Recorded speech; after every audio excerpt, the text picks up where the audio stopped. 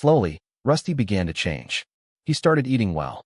He stopped hiding under tables. His tail twitched, then wagged. He learned that hands can pet, not hit. He learned voices can comfort, not scream. Every step was a victory. 2 months later, Hannah took Rusty to the town park. He looked healthier, fur cleaner, eyes brighter. But when a man nearby raised his voice at his toddler, Rusty instantly dropped to the ground, trembling, tail tucked. Hannah knelt beside him. "No one will shout at you again," she whispered. "Not while I'm here." In that moment she realized, healing a body is easy, healing a memory is not. But victories continued. One morning, Rusty brought one of Hannah's shoes and dropped it near her bed, tail wagging. A clumsy attempt to play. She laughed and cried at the same time. That day they played fetch in the backyard. He ran awkwardly, tumbling, sliding, but joy shined in every movement. Neighbors watched with smiles. Rusty was no longer the dying dog behind the lumber yard. He was alive, happy, free. One evening, Hannah slipped on the porch stairs, twisting her ankle badly. She couldn't move. "Rusty," she cried. Rusty panicked, ran in circles, then bolted to the neighbor's house. He barked nonstop until the man opened the door. Rusty led him straight to Hannah. The neighbor called 911. Rusty stayed beside her until help arrived. The dog she rescued her back. Seasons changed. Rusty grew stronger, more confident. He followed Hannah everywhere, slept near her bed, waited at the door when she left for work, greeted her like she was the only reason the world made sense. People often said, "You saved him." She always replied, "No, he saved me too." One winter morning, Hannah received a letter from Animal Rescue. They had discovered Rusty's past. He came from an illegal dogfighting operation and had been used as a bait dog, a helpless animal thrown into fights for others to practice.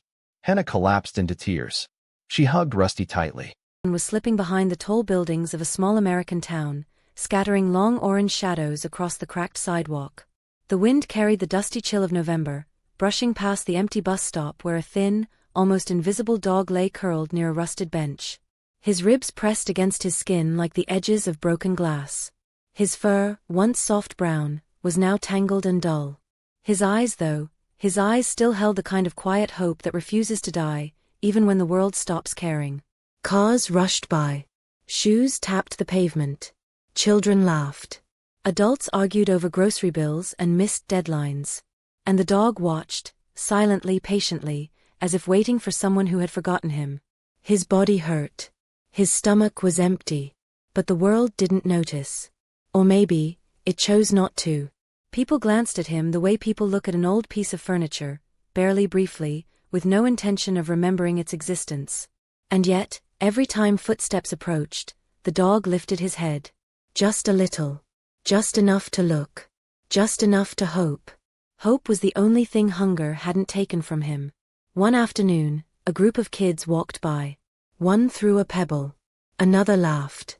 The dog didn't bark or run. He simply lowered his head again, accepting the world as it was, not as it should be. The town had grown used to ignoring him. But fate hadn't. Not yet. Not today. Armin Hayes lived 2 blocks away. If you asked anyone in town to describe him, they'd say the same thing. Quiet man. Keeps to himself. Works hard. Doesn't talk much. They wouldn't mention how loneliness had wrapped itself around him like a second skin. They wouldn't mention how his apartment felt more like a box than a home, or how silence filled every corner the moment he entered. They wouldn't mention the empty chair at his small wooden dining table. The one that belonged to someone who never made it home. People rarely see the full story.